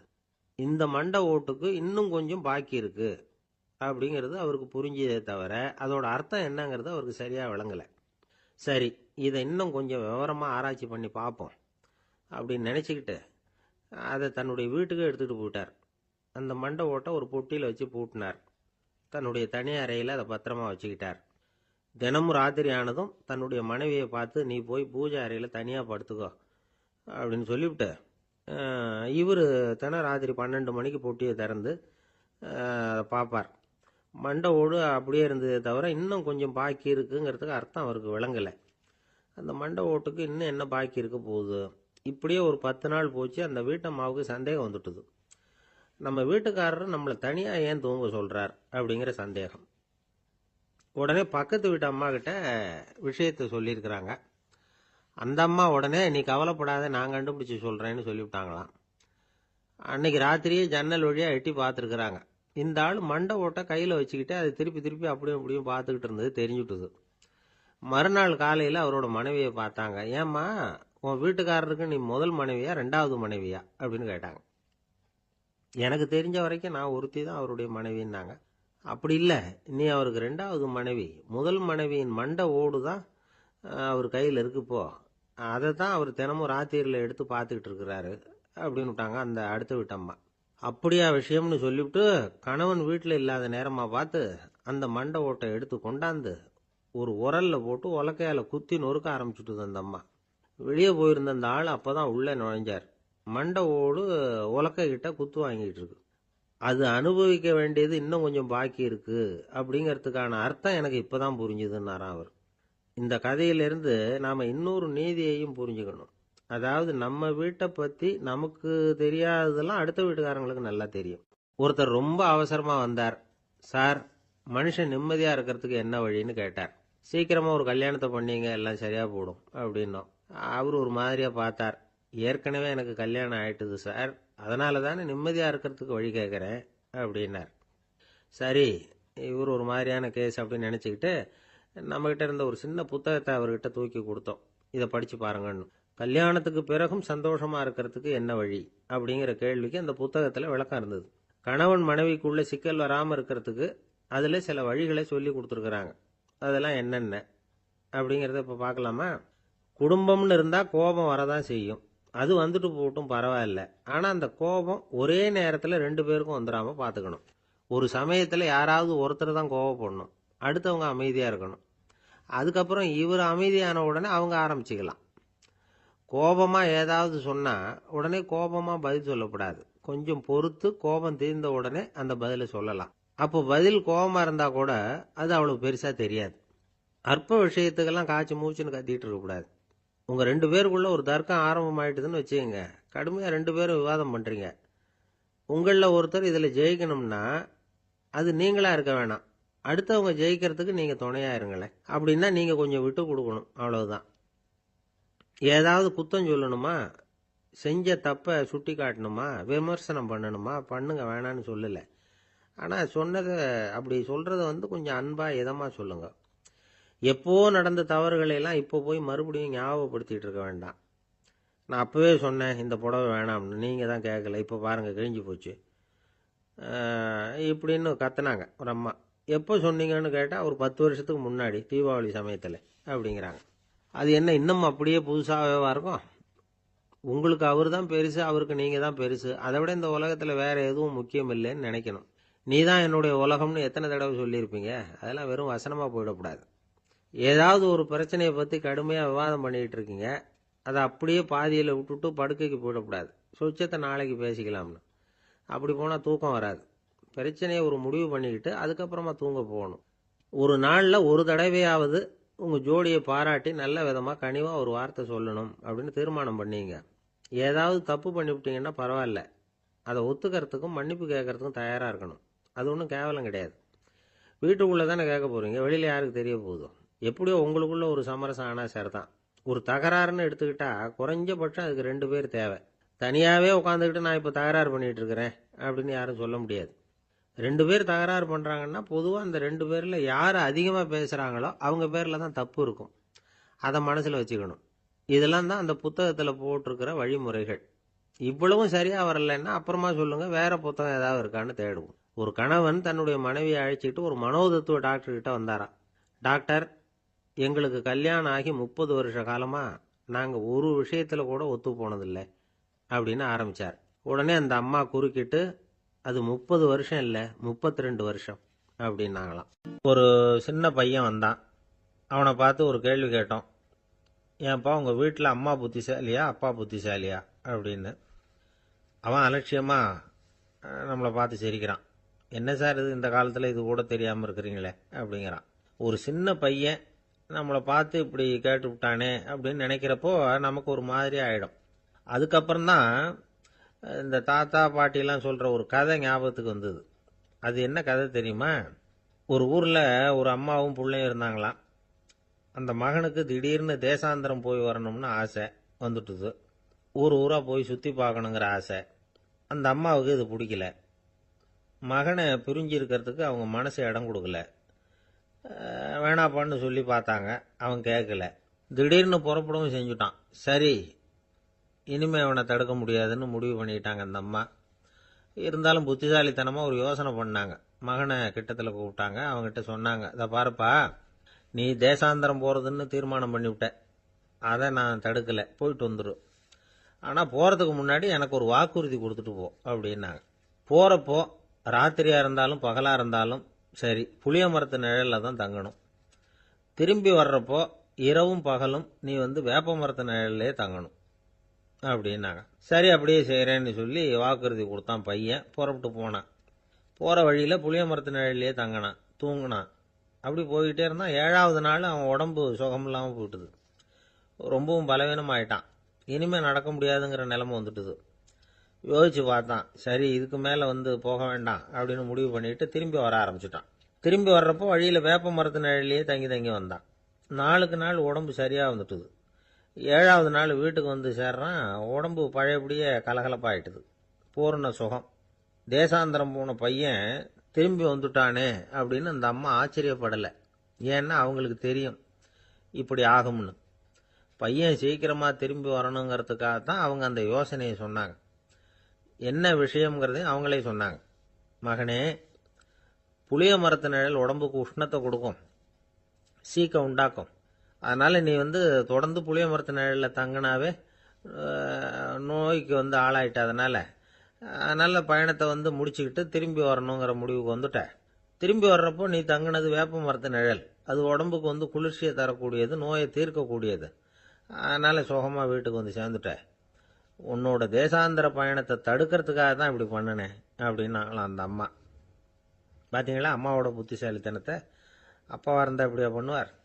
ஒரு அப்பா பையன்கிட்ட 10 ரூபா கொடுத்து இதை எடுத்துக்கிட்டு அடுத்த ஊருக்கு போய் அங்கே இருக்கிற மாமா கிட்ட இதை கொடுத்துட்டு வாடா, வழியில் எங்கேயாவது மரத்தடியில் படுத்து தூங்கி விடாதே அப்படின்னு எச்சரிக்கை பண்ணி அனுப்புனாராம். பையனுக்கு எச்சரிக்கையாக வாழறது எப்படிங்கிறத கற்றுக் கொடுக்கறதுக்காக இப்படி பண்ணார். அவன் பணத்தை வாங்கிட்டு போனான். அப்பா சொன்னதை மறந்துட்டு ஒரு மரத்தடியில் படுத்து தூங்கிட்டான். அவனுக்கு தெரியாமல் அவன் பின்னாடியே போன அப்பா அவன் கையில் இருந்த அந்த 10 ரூபாயை நைஸாக எடுத்துகிட்டு வந்துட்டார். அவன் பையில் தானே வச்சுருந்தான், அது தெரியாமல் எடுத்துகிட்டு வந்துட்டார். அவன் தூங்கிக்கிட்டு இருக்கான். எடுத்துகிட்டு ஒரு மறுபடியும் வீட்டுக்கு வந்துட்டார். பையன் மூழ்கிக்கிட்டு பையை தடவி பார்க்குறான், பணத்தை காணும். அழுதுகிட்டே திரும்பி வந்தான். அப்பா கிட்ட விஷயத்த சொன்னான். அப்பா சிரிச்சுக்கிட்டே சொன்னார், அதுக்கு தான்ப்பா ஆரம்பத்திலேயே எச்சரிக்கை பண்ணினேன், இனிமேலாவது நீ ஜாக்கிரதையாக இருக்கணும் அப்படிங்கிறதுக்காக தான் இப்படி பண்ணினேன். அந்த பணம் எங்கேயும் போயிடல, நான் தான் அதை உனக்கு தெரியாமல் எடுத்து வச்சிருக்கிறேன். இதோ பாரு அப்படின்னு சொல்லிட்டு சைடு பாக்கெட்டில் கையை விட்டா அது ஓட்டையாக இருக்குது. அதை எவனோ ஏற்கனவே கத்திரிச்சு எடுத்துகிட்டு போட்டான். இப்போ அப்பா முகத்தில் அசடு வழிஞ்சுதான். ஒரு ஊரில் ஒரு ஆள் இருந்தான். அவனுக்கு ஒரே ஒரு மகள். அவளை நல்ல இடத்துல கட்டி கொடுக்கணும்னு ஆசைப்பட்டான். அதுக்காக மாப்பிள்ளை தேடிட்டு இருந்தான். அவன் கொஞ்சம் வசதியான ஆள். அதனால் நிறைய பேர் வந்தாங்க. இருந்தாலும் ஒரு நல்ல குணமுள்ள மாப்பிள்ளையாக இருக்கணும் அவன் எதிர்பார்த்தான். அப்படி இருக்கணும்னு தொடர்ந்து முயற்சி பண்ணான். கடைசியாக ஒரு 3 பேர் கிடைச்சாங்க. அந்த 3 பேரில் யாரை தேர்ந்தெடுக்கிறது, இதுதான் அவனுக்கு வந்த குழப்பம். இந்த நிலைமையில ஒரு பெரியவரை தேடி போனான். அவர்கிட்ட தன்னுடைய பிரச்சனையை சொன்னான். அவர் கொஞ்சம் யோசனை பண்ணார். அதுக்கப்புறம் 3 பேரையும் கூப்பிட்டார். இதோ பாருங்கப்பா, உங்க 3 பேருக்கும் 3 மாச கால அவகாசம் தர்றேன். நீங்க இப்ப போகலாம். 3 மாசம் கழிச்சு திரும்பி வரலாம். அப்படி வரும்பொழுது இந்த 3 மாச காலத்துல நீங்க செஞ்ச நல்ல காரியம் ஏதாவது ஒன்று சொல்லணும். அதை வச்சு உங்களில் ஒருத்தரை நாங்கள் தேர்ந்தெடுத்துக்கிறோம் அப்படின்னு சொன்னாராம். 3 பேரும் சரின்னு சொல்லிவிட்டு திரும்பி போயிட்டாங்க. 3 மாதம் ஆச்சு. அதுக்கப்புறம் ஒரு நாள் திரும்பி வந்தாங்க. அவர் அவங்கள கூப்பிட்டு உட்கார வச்சார். அப்புறம் கேட்டார், இப்போ சொல்லுங்க, இந்த 3 மாச காலத்தில் நீங்கள் செஞ்சிருக்கிற ஏதாவது ஒரு நல்ல காரியத்தை சொல்லுங்க அப்படின்னார். முதல்ல ஒருத்தன் எழுந்திருச்சு நின்னான். ஐயா, எங்கள் அப்பா இறந்த பிறகு அவரோட கணக்கு வழக்குகளை எடுத்து பார்த்துக்கிட்டு இருந்தேன். அவர் ஒரு வியாபாரிகிட்ட 10,000 ரூபா கடன் வாங்கி இருக்கிறதாக எழுதியிருந்தார். அந்த வியாபாரியும் இப்போ உயிரோட இல்லை. இருந்தாலும் அந்த வியாபாரியோட மகனை தேடி கண்டுபிடிச்சேன். கணக்கு புத்தகத்தை காட்டினேன். எங்க அப்பா உங்க அப்பா கிட்ட 10,000 ரூபா கடன் வாங்கி இருக்கிறதாக இதை எழுதியிருக்கிறார். அதனால அதை திருப்பி கொடுக்கறதுக்காக வந்திருக்கிறேன். இந்தாங்க அந்த பணம் அப்படின்னு சொல்லி கொடுத்துட்டு வந்துட்டேன் அப்படின்னு நானும். இதை பெரியவர் கவனமாக கேட்டுக்கிட்டார். அதுக்கப்புறம் 2வது இளைஞன் எழுந்திருச்சான். ஐயா, நான் போன மாதம் ஒரு நாள் ராத்திரி வேளையில் ஒரு காட்டுப்பாதை வழியாக எங்கள் ஊருக்கு போய்கிட்டு இருந்தேன். அந்த சமயத்தில் அந்த வழியாக வந்துக்கிட்டு இருந்த ஒரு வழிப்போக்கர்கிட்ட 4-5 திருடர்கள் வம்பு வளர்த்து அவர்கிட்ட இருந்த பொருளை எல்லாம் கொள்ளையடிச்சிக்கிட்டு இருந்தாங்க. நான் உடனே ஒரு குச்சியை எடுத்துகிட்டு ஓடினேன். அந்த திருடர்களை அடித்து விரட்டினேன். பொருளை எல்லாம் மீட்டு அந்த வழிப்போக்கர்கிட்ட ஒப்படைச்சேன். அவரை பத்திரமா அழைச்சிட்டு போய் அவர் வீட்டில் விட்டுட்டு வந்தேன் அப்படின்னு நானும். இதையும் பெரியவர் கவனமாக கேட்டுக்கிட்டார். அடுத்தபடியாக 3வது இளைஞன் எழுந்திருச்சான். ஐயா, போன மாதம் ஒரு நாள் நான் ஒரு மலைப்பாதை வழியாக போய்கிட்டு இருந்தேன். மலைப்பாதை விளிம்பில் ஒரு மதகு கட்டை, அது மேலே ஒரு ஆள் படுத்து தூங்கிட்டு இருந்தான். அந்த பக்கம் தவறி உருண்டு விழுந்திருந்தான்னா அதில் பாதாளம். அது மலையடி வாரத்தில் போய் தான் விழணும். அவ்வளவு பள்ளம். அது தெரியாமல் அவன் பாட்டுக்கு தூங்கிட்டு இருந்தான். நான் உடனே அவன்கிட்ட ஓடி போய் குனிஞ்சு அவன் முகத்தை பார்த்தேன். அப்போ தான் புரிஞ்சுது, அவன் ஏற்கனவே எனக்கு தெரியும். அவனை எனக்கு நிறைய கெடுதல் பண்ணியிருக்கிறான், இடைஞ்சல் கொடுத்தவன். இருந்தாலும் ஐயோ பாவம்னு நினச்சி அவனை எழுப்பி பாதுகாப்பாக வேற ஒரு இடத்துல படுக்க வச்சுட்டு வந்தேன் அப்படின்னு நானும். பெரியவர் இதையும் கேட்டுக்கிட்டார். அதுக்கப்புறம் அவங்க 3 பேரையும் பார்த்து, நீங்கள் போகலாம், நாங்கள் யோசித்து முடிவு பண்ணி உங்களுக்கு சொல்லி அனுப்புகிறோம் அப்படின்னாராம். அந்த இளைஞர்கள் புறப்பட்டு போயிட்டாங்க. அதுக்கப்புறம் அந்த பெண்ணோட அப்பாவை பார்த்து சொன்னார், இந்த 3 பேருமே நல்ல பிள்ளைங்க தான், அதில் ஒன்றும் சந்தேகம் இல்லை. இருந்தாலும் இந்த 3 பேர் செஞ்ச செயல்களையும் ஒப்பிட்டு பார்க்க வேண்டியிருக்கு. முதல் இளைஞன் நேர்மைக்கு எடுத்துக்காட்டாக விளங்குறான். இந்த காலத்தில் இது மாதிரி இளைஞர்களை பார்க்கறது ரொம்ப கஷ்டம்தான். இருந்தாலும் அவன் கடமையை தான் செஞ்சான். 2வது இளைஞன் நல்ல வீரன், தைரியசாலி. ஒரு வீரன் எதை செய்யணுமோ அதைத்தான் இவன் செஞ்சான். இவன் ஒரு லட்சிய மனிதன். 3வது இளைஞன் தன்னுடைய பகைவனுக்கே உதவி செஞ்சிருக்கான். அவன் உயிரை காப்பாற்றியிருக்கிறான். பகைவனுக்கு அருள்வதுங்கிறது ஒரு சாதாரண மனுஷனால செய்யக்கூடிய காரியம் இல்லை. பகையை மறக்கிறதும் பகைவனுக்கு அருள்வதும் தெய்வீக பண்புகள். அதனால் இவனையே உன்னுடைய மகளுக்கு ஏற்ற மாப்பிள்ளையா தேர்ந்தெடுக்கலாம் அப்படின்னு சொன்னாங்களாம். ஒரு நல்ல நாளில் அவங்களுக்கு திருமணம் நல்ல விதமாக நடந்து முடிஞ்சுதான். இது சுவாமி சின்மயானந்தர் சொல்லியிருக்கிற ஒரு கதை. இதிலிருந்து நாம் புரிந்து கொள்ள வேண்டிய ஒரு கருத்து, நமக்கு கெடுதல் பண்ணவங்களுக்கும் நாம் நல்லது செய்யணும். ஆனால் நடைமுறையில் அப்படி நம்மளால் செய்ய முடியறதில்ல. அதுதான் சிக்கல். நம்மால் ஒருத்தங்கிட்ட கேட்டேன், ஏண்டா உன்னுடைய பகைவன் ஒருத்தன் அது மாதிரி ஒரு மலைப்பாதை மதகு கட்டையில் படுத்திருந்தா உடனே நீ என்ன நினைப்ப அப்படின்னு கேட்டோம். இது ஒரு அருமையான சந்தர்ப்பம்னு நினைப்பேன் அப்படின்னா. எதுக்குன்னு கேட்டோம். அவனை அந்த பக்கமாக உருட்டி கீழே தள்ளுறதுக்கு அப்படின்னா. ஒரு ஊரில் ஒரு ஞானி இருக்கிறார். ரொம்ப பெரிய ஞானி. ரொம்ப வயசாயிட்டுது. கடைசி காலத்தில் அவர்கிட்ட சில பேர் வந்தாங்க. உங்கள் குரு யார் அப்படின்னு கேட்டாங்க. அவர் நிமிர்ந்து பார்த்தார். எனக்கு ஆயிரக்கணக்கான குருமார்கள் உண்டு. அவங்க பேரெல்லாம் சொல்லணும்னா இந்த காலம் பத்தாது. ஆனால் முக்கியமான ஒரு 3 பேரை பற்றி மட்டும் உங்களுக்கு சொல்கிறேன் அப்படின்னாராம். அப்புறம் சொன்னார், அந்த 3 பேரில் ஒருத்தன் ஒரு திருடன். ஒரு சமயம் ஒரு பாலைவனம் வழியாக நான் போய்கிட்டு இருந்தேன். அப்போது வழி தவறி போய் ஒரு கிராமத்துக்கு போயிட்டேன். அது இருட்டு நேரம், நடுராத்திரி, ஊரே உறங்கி போச்சு. அந்த நேரத்தில் ஒரு ஆள் மட்டும் ஒரு வீட்டு சுவத்தில் ஏதோ பண்ணி உள்ளே நுழையிறதுக்கு முயற்சி பண்ணிகிட்டு இருக்கிறான். அவங்கிட்ட போய் நான் இன்னைக்கு இங்கே எங்கே தங்க முடியும் அப்படின்னு கேட்டேன். அதுக்கு அவன், இந்த ராத்திரி வேளையில் அது ரொம்ப சிரமம், ஒரு திருடனோட உங்களால் தங்க முடியும்னா நீங்க என்னோட தங்கலாம் அப்படின்னா. நான் அவங்க கூட 1 மாசம் தங்கி இருந்தேன். ஒவ்வொரு நாள் ராத்திரியும் இப்ப நான் என்னுடைய வேலைக்கு போறேன், நீங்க ஓய்வு எடுத்துக்கங்க அப்படின்னு சொல்லிட்டு போவான். அவன் திரும்பி வந்த உடனே உனக்கு ஏதாவது கிடைச்சதான்னு நான் கேட்பேன். அதுக்கு அவன் இன்னைக்கு ராத்திரி ஒன்றும் இல்லை, நாளைக்கு மறுபடியும் முயற்சி பண்ணுவேன் அப்படின்பா. எப்பவும் அவன் நம்பிக்கை இழந்ததே கிடையாது, எப்பவும் சந்தோஷமாவே இருப்பான். நானும் ரொம்ப காலமா தியானம் பண்ணிக்கிட்டே இருந்தேன், ஒண்ணுமே நடக்கல. ஆனா நான் என்ன பண்ணேன் தெரியுமா? மனசு வருத்தப்படும், நம்பிக்கை இழந்துருவேன். அப்பெல்லாம் அந்த திருடனுடைய விடாமுயற்சி தான் ஞாபகத்துக்கு வரும். அதனால அந்த திருடன் எனக்கு ஒரு குரு. என்னுடைய 2வது குரு யாருன்னா அது ஒரு நாய். இது எப்படின்னா, ஒரு சமயம் எனக்கு ரொம்ப தாகமா இருந்தது. ஒரு நதியை நோக்கி போயிட்டு இருந்தேன். அப்போ ஒரு நாயும் வந்தது. அதுக்கும் தாகம். ஓடி வந்து ஆத்த பார்த்தது. அதோட நிழல் வந்து ஆத்துல தெரிஞ்சது. அதை பார்த்ததும் பயந்துட்டுது அது.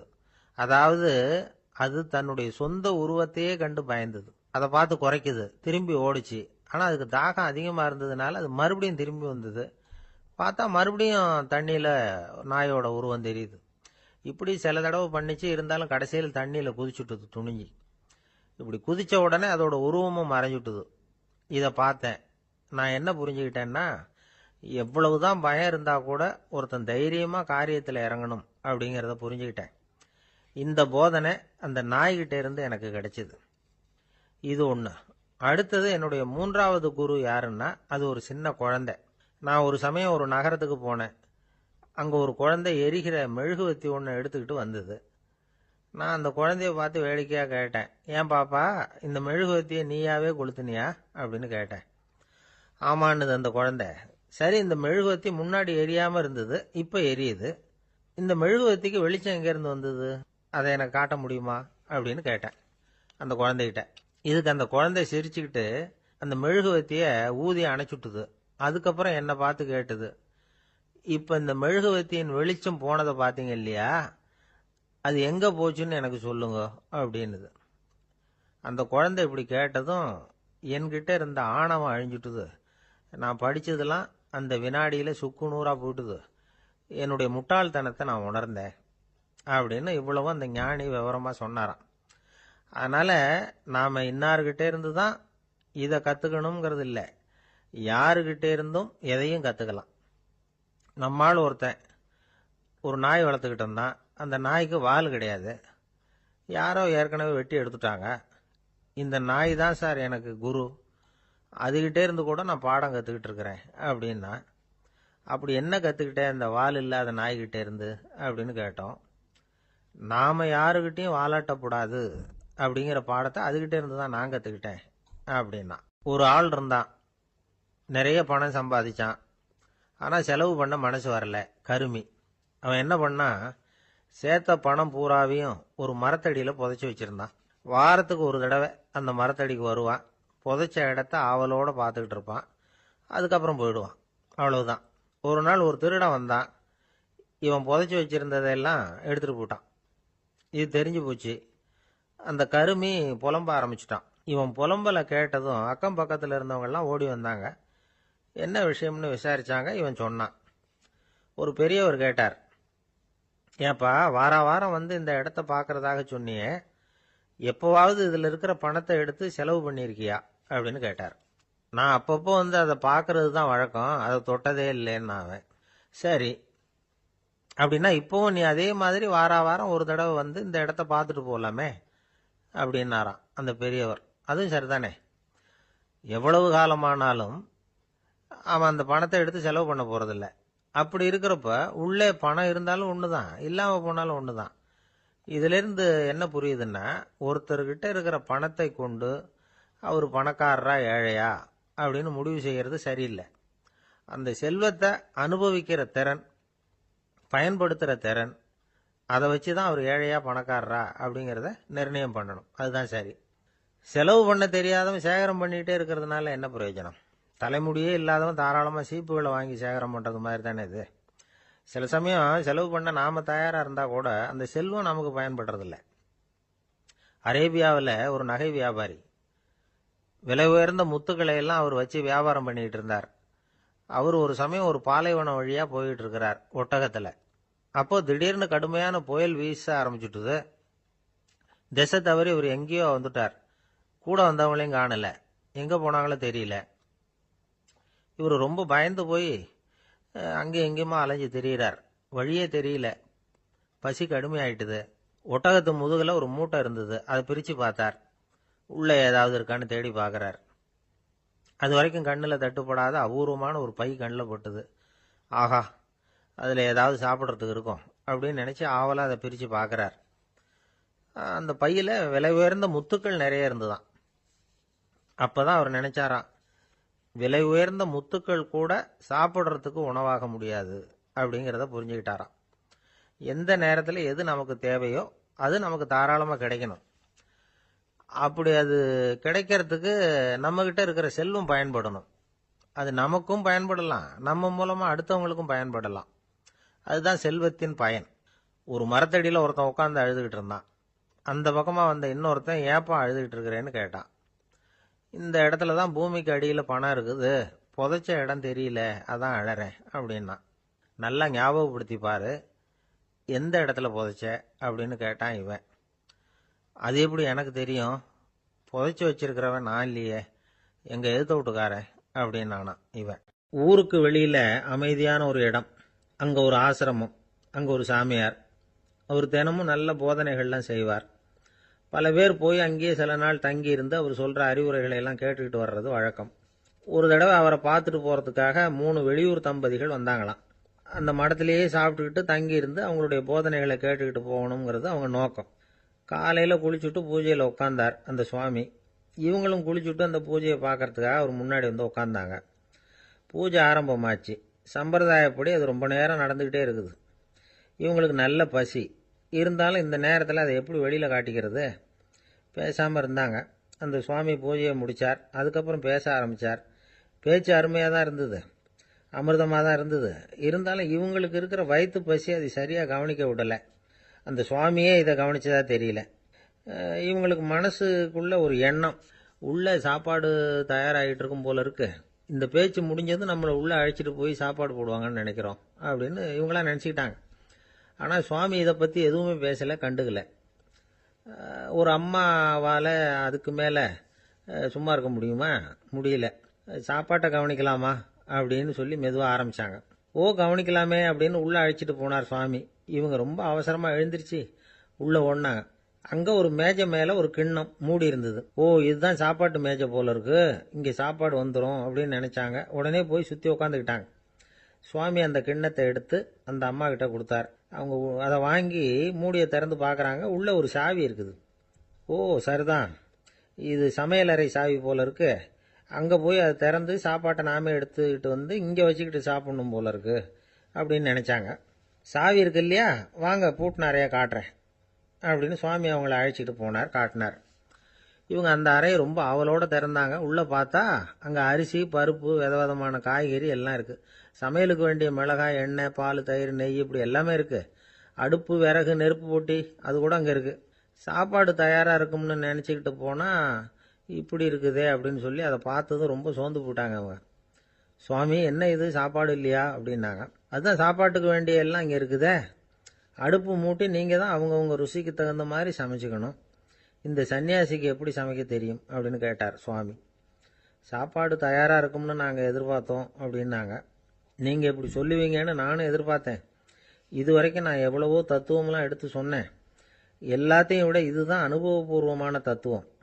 ஆண்டவன் நமக்கு நல்ல மனசை கொடுத்துருக்கிறான், நல்ல வாய்ப்புகளையும் தந்திருக்கிறான், அதையெல்லாம் பயன்படுத்திக்கக்கூடிய மூளையையும் சிந்தனையையும் கொடுத்துருக்குறான். அதனால் அடுப்பை தான் நீங்கள் மூட்டணும், அடுப்பை நீங்கள் தான் மூட்டணும், உங்களுக்கு உகந்ததை நீங்கள் தான் சமைச்சு ருசித்து அனுபவிக்கணும். ஆண்டவனே அதை செஞ்சுக்கிட்டு இருக்க மாட்டான் அப்படின்னாராம் அந்த சுவாமி. நம்முடைய வாழ்க்கையில் பல நல்ல பலன்களை பெறறதுக்கு நாம் தான் முயற்சி பண்ணணும். அதுக்குரிய சூழ்நிலையை தான் ஆண்டவன் கொடுப்பானே தவிர அதை விளக்கறதுக்காக தான் அந்த சுவாமி அப்படி செஞ்சு காட்டியிருக்கிறார். இது ஒரு பெரியவர் இப்படி ஒரு விளக்கம் கொடுத்தார். அதுக்கப்புறம் அந்த 3 தம்பதிகளும் தெளிவடைஞ்சுட்டாங்களாம். நாம் தெளிவடைகிறது எப்போங்கிறது தான் தெரியல அப்படின்னு பல பேர் இதை கேட்டுட்டு சொல்லிட்டு இருக்கிறாங்க. இந்த கதையை நம்முடைய நண்பர் ஒருத்தர்கிட்ட சொன்னேன். அந்த நண்பர் ரொம்ப சந்தோஷப்பட்டார். நீங்கள் சொல்கிறது கரெக்டு சார், ஆனால் நான் அதை விட ஒரு படி மேலே சார். எனக்கெல்லாம் அரிசி பருப்பு இருக்கிற ரூம் எதுன்னு கையை காட்டிட்டா போதும். உடனே கிண்ணத்துலேருந்து சாவியை எடுத்து கொடுக்கணுங்கிற அவசியம்லாம் இல்லை எனக்கு. அப்புறம் எப்படி ரூமை திறந்துருவீங்க அப்படின்னு கேட்டேன். பூட்டை உடைச்சி திறந்துருவேன், அதுதான் எனக்கு பழக்கம் அப்படிங்கிறார். ஒரு பெரிய அரசன் இந்த உலகம் பூராவையும் ஆண்டுகிட்டு இருந்தான். ரொம்ப காலம் அப்படி அரசாட்சி பண்ணிக்கிட்டு இருந்தான். திடீர்னு அவனுக்கும் சில எதிரிகள் முளைச்சாங்க. அவங்க எல்லாம் ஒண்ணு சேர்ந்து இவனை தோற்கடிச்சுட்டாங்க. தோத்து போனதும் இவனுக்கு பயம் வந்துட்டுது, எங்க எதிரிகள் நம்ம கொன்னுடுவாங்களோ அப்படின்னு. வெளியில வந்தா தனக்கு ஆபத்துன்னு பயந்துகிட்டு யாருக்கும் தெரியாம ஒரு குகைக்குள்ள போய் பதுங்கி கிடக்குறான். நிலைமைய பாருங்க. முதல் நாள் அரண்மனையில அதிகாரம் பண்ணிக்கிட்டு இருந்தவன் மறுநாள் குகையில பயந்து போய் பதுங்கி கிடக்குறான். ராத்திரி நேரம் வந்தது, பசி வயத்தை கிள்ளுது, பிச்சை எடுத்து சாப்பிட வேண்டிய நிலைமை. பிச்சை எடுக்கிறதுக்கு பாத்திரம் வேணுமே, என்ன பண்றது அப்படின்னு அங்கேயும் இங்கேயும் பாக்குறான். ஒரு மூலையில யாரோ விட்டுட்டு போன ஒரு ஓடு கிடக்குது, அதை எடுத்துக்கிட்டு புறப்பட்டான். இருட்டுல வழி புரியல, ஏதோ ஒரு யூகத்துல காலை மெதுவா எடுத்து வச்சு நடந்து போயிட்டு இருக்கிறான். வழியில ஒரு கருப்பு நாய் படுத்து கிடந்தது. இருட்டுல அவன் இது கண்ணுக்கு சரியா தெரியல, அவனுக்கு தவறி போய் காலை வச்சுட்டான் அது மேல. நாய் சும்மா இருக்குமா, வள்ளுன்னு விழுந்து கடிச்சு விட்டுது. காலை பாக்குறான், காலத்தையும் நினைச்சு பாக்குறான். அரண்மனையில வீரக்கழல் அணிந்த காலை உடைய மன்னா அப்படின்னு புகழ்வாங்களே புலவர்கள்லாம், ஆனா அது இன்னைக்கு நாய் கடிச்ச காலம் ஆயிட்டுதே அப்படின்னு நினைக்கிறான். அது மட்டும் இல்ல, முன்னாடி எல்லாம் பொற்கிண்ணங்கள்ல தான் அவன் சாப்பிடுவான். ஆனா இப்போ உடைஞ்சு போன ஓட்டு, அது ஓட்டை கையில வச்சுக்கிட்டு நிக்கிறான். அதுல ஏதாவது யாராவது சாப்பாடு போடுவாங்களான்னு. முன்னாடி எல்லாம் நிறைய பேர் அரண்மனைக்கு வருவாங்க, அரசருக்கு காணிக்கைன்னு சொல்லி இவன் காலடியில கொண்டாந்து கொட்டுவாங்க. அப்போலாம் இவன் அந்த ஜனங்களுடைய முகத்தை திரும்பி கூட பாக்குறது இல்ல, ரொம்ப கர்வமா உட்காந்துருப்பான். அதே ஆளு இன்னைக்கு எல்லார் கண்ணிலையும் படுறது மாதிரி பிச்சை எடுத்துக்கிட்டு இருக்கிறான். அப்போலாம் காணிக்கைகளை தன்னுடைய கையால வாங்குறது தனக்கு கௌரவ குறைச்சல்னு நினைச்சு தன்னுடைய வேலைக்காரங்களை விட்டுதான் அதை வாங்க சொல்லுவான். இப்ப பாத்தீங்கன்னா அவனே தன் கையாலேயே பிச்சை வாங்குறான். நினைச்சு பாருங்க, அந்த மனுஷன் முத நாள் அரசன், மறுநாள் பிச்சைக்காரன். எவ்வளவு வித்தியாசம். செல்வம் தான் இப்படி ஒரு வித்தியாசம் ஏற்படுறதுக்கு காரணம். அப்படிப்பட்ட செல்வம் வாழ்க்கையை நடத்துறதுக்கு நமக்கு தேவைதான். ஆனா அதையே நாம அடைய வேண்டிய பயனா நினைக்கிறோம் பாருங்க, அதுதான் வேடிக்கை. இத நம்மாழ்வார் அழகா ஒரு பாசுரத்துல சொல்றார். ஒரு நாயகமாய் ஓட உலகுடன் ஆண்டவர், கருணாய் கவர்ந்த காலர், சிதைகிய பானையர், பெருநாடு காண இம்மையிலே பிச்சைதாம் கொள்வர், திருநாரணன் தாழ் காலம் பெற சிந்தித்து உய்மினோ அப்படிங்கிறார் நம்மாழ்வார். ஒரு பெரிய பணக்காரர் ஒரு துறவிகிட்ட போய், சாமி என்கிட்ட நிறைய பணம் இருக்கு, இருந்தாலும் நிம்மதி இல்ல, என்னால நிம்மதியா இருக்க முடியல, என்ன காரணம்னு கேட்டாராம். உடனே அந்த துறவி இதுக்கு நேரடியா பதில் சொல்லாம பக்கத்துல நின்றுகிட்டு இருந்த ஒரு குழந்தைய கூப்பிட்டார். அது ஓடியாந்தது. ஒரு ஆப்பிள் பழத்தை எடுத்து அது கையில கொடுத்தார். அதை வாங்கிக்கிட்டு குழந்தை சிரிச்சுது. இன்னொரு பழத்தை எடுத்து கொடுத்தார், அதை இன்னொரு கையில வாங்கிட்டு சிரிச்சுது. மூணாவது ஆப்பிள் எடுத்து கொடுத்தார். 2 பழத்தையும் நெஞ்சில் அணைச்சிக்கிட்டு 3வது பழத்தையும் வாங்கறதுக்கு முயற்சி பண்ணிச்சு. ஆனா அது உடனே நழுவி கீழே விழுந்து உருண்டு ஓடிச்சு. ஏற்கனவே இருந்ததும் விழுந்துட்டுது. இப்ப அந்த குழந்தை அழ ஆரம்பிச்சுட்டுது. இப்ப அந்த துறவி பணக்காரர்கிட்ட சொன்னாராம், குழந்தைய கவனிச்சியா, 2 ஆப்பிள் போதும்னு அது நினைச்சிருந்தா இப்போ அது அழ வேண்டிய அவசியம் வந்திருக்குமா அப்படின்னாராம். எதுவுமே அளவுக்கு மிஞ்சினா துன்பம் தான். இந்த காலத்துல இதெல்லாம் யாரு காதுல வாங்குறாங்க? ஒருத்தனை நல்ல வழிக்கு கொண்டு வரணும்னு நினைச்சு அவனை கூப்பிட்டு உட்கார வச்சு இந்த கதையை சொல்லிட்டு இருந்தாங்க. சொல்லிவிட்டு அந்த குழந்தை செஞ்சது தப்பு தானே அப்படின்னு கேட்டிருக்கிறாங்க. ஆமாம், தப்பு தான், நானா இருந்தா அப்படி செஞ்சிருக்க மாட்டேன் நானா. இவன் 2 பழமே போதும்னு சொல்லிருப்பியா அப்படின்னு கேட்டிருக்காங்க.